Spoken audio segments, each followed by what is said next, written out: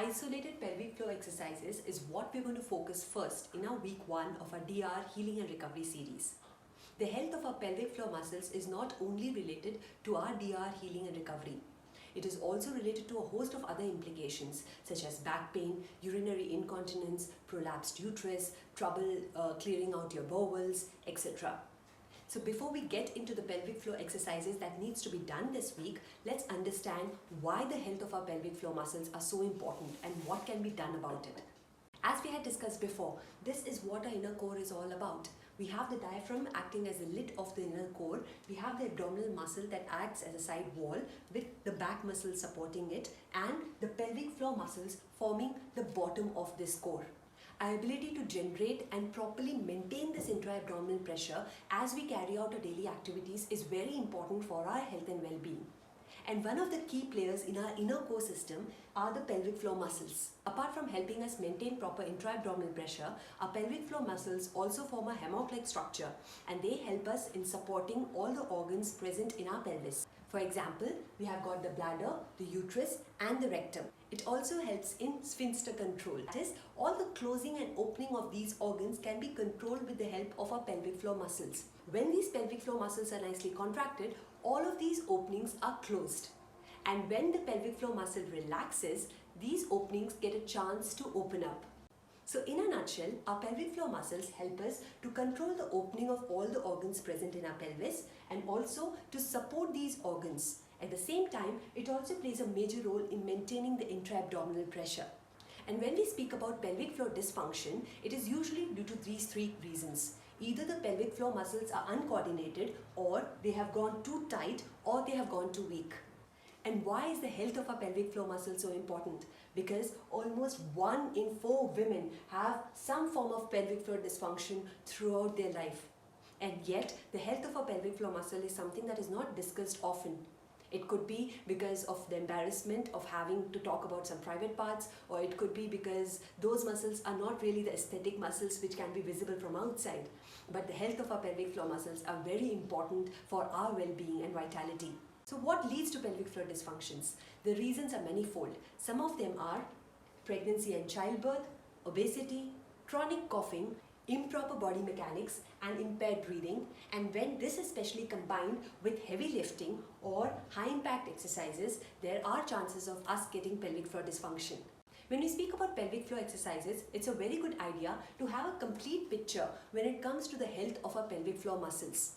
We need to learn 2 major things. Number 1, how to isolate our pelvic floor muscles, because they need to be worked upon in isolation whenever we require them to, and 2, how to use the pelvic floor muscles in combination with other core muscles such as our diaphragm, our buttocks or our glute muscles, our abdominals and our leg muscles. And we should also learn how to contract and also release those muscles, because remember, we are looking at the muscle tone and we do not want to create unnecessary tension in our pelvic floor muscles. So this week, when we are focusing on the health of our pelvic floor muscles, we are going to focus on how to isolate those muscles and learn how to contract and relax those muscles. And for that, we are going to try various exercises that are related to the Kegel workout. Now the Kegel exercises can be a little tricky. At the same time, it's something that can be practiced anywhere and anytime. The Kegel exercises can be performed while you're standing, while you're sitting, while you're lying down or doing any other activity. It is a good idea to start practicing the Kegel exercises while you're sitting. For that, sit down comfortably on a chair with your back straight and your feet rested on the floor. Now, imagine that you need to pee and try to contract or control your urge to pee. The muscle that you just activated are your pelvic floor muscles, or rather the anterior aspect of your pelvic floor muscle. At the same time, now imagine that you're about to pass wind or fart and try to contract a muscle to control that. And now what you have done is try to isolate the posterior aspect of your pelvic floor muscles. And in case you want both of them to work together, imagine that you're trying to control both peeing and passing wind at the same time. But the tricky aspect is, most of us cannot isolate those muscles. What happens when we try to contract those muscles is the muscles of our abdomen, of our hip, or even the inner thighs get activated. So you need to be very patient with yourself and focus and try to isolate and contract those muscles. As I always say, These are the foundation works, and it takes a lot of patience and a little bit of self-compassion for us to get through. So even if you're not able to isolate those muscles right now, please be patient with yourself. Over a period of time, you would be able to contract and control them. So when we're speaking of the Kegel exercises, we have three major parameters to consider: the holds, the repetitions, and the frequency. Now we are going to divide the two workouts that we are going to do today based on the holds and the repetitions. And this is where we usually goof up. Kegel exercises in the beginning needs to be done at least 4 to 10 times throughout the day. But don't worry, you do not have to have a specific time or space for this, because this can be done anytime, anywhere. So in the beginning, I would really encourage you to do it as many times as possible, preferably 10 times a day. You could do it when you're brushing your teeth, washing your utensils, when you're taking a call, when you're driving, or even when you're lying down at the end of the day. Over a period of time, when you learn how to isolate these muscles and learn how to control and contract them without any issues, you can then reduce the number of times you do it to 2 or 3 times a day. But trust me, Kegel exercises are something that we should all be doing no matter what throughout our lifetime, especially after the age of 35. So this week we are going to focus on 2 variations of the Kegel exercise. The first one is a short hold and fast contraction. That is the squeeze and relax technique. So that would mean the same thing that we did earlier. So imagine you're trying to pee or pass wind and you're controlling those muscles. Now what you need to do is have a short contraction and release. Short contraction and release. So we do it in a quick manner. And that needs to be done for around 8 to 10 repetitions. The second exercise which we are going to focus this week are the long holds and the steady contraction. So the same thing that we did for the Kegel exercise, that is we contract those muscles, but this time we hold them. We hold them for as long as we can and then slowly, steadily release them. We need to monitor ourselves to see how long can we hold these muscles in and then finally release them. So this cycle can be repeated 3 to 5 times. Now it's very important to understand why do we need the short hold and quick contractions and the long holds and steady contractions.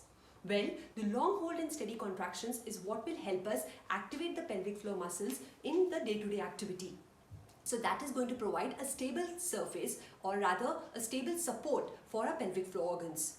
So the long holds and the steady contraction work on the endurance aspect of the pelvic floor muscles. And the short holds and the fast contractions are helping us to train the pelvic floor muscles to get ready for whenever we require them to really contract in time of need. For example, when we are about to cough or lift heavy objects or jump. At that time, we need to learn how to contract our pelvic floor muscles just for a short period of time so that we are able to support the pelvic floor organs and maintain the intra-abdominal pressure, at the same time prevent any leaking from happening. Now this week is about practicing the 2 variations of Kegel exercises, the short holds and the fast contractions and the long holds and steady contractions. And you need to do them at least 4 to 10 times throughout the day. The number of repetitions is as we had discussed earlier. And in addition to that, there is one more method that I would like to share with you. It is not a compulsory method, but that is something which I would love you to start practicing in order to take care of your pelvic floor health. And that is the knack method. Now the knack method needs to be practiced whenever there's a possibility of us increasing the intra-abdominal pressure. That could be whenever we are coughing or sneezing, blowing our nose, getting up from a seated position, stepping down, or lifting heavy objects, or even our babies, or jumping. So what is this knack method? Well, the knack method is helping our pelvic floor muscles engage just before we are about to do something that requires an extra intra-abdominal pressure.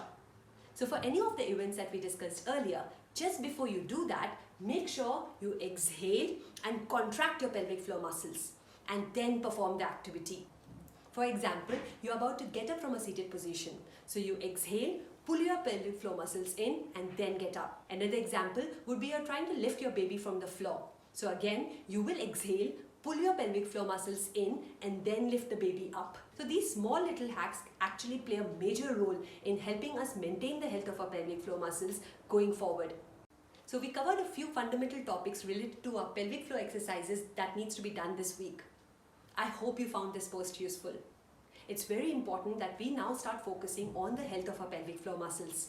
So please do save this post and use this as often as possible in your daily practice.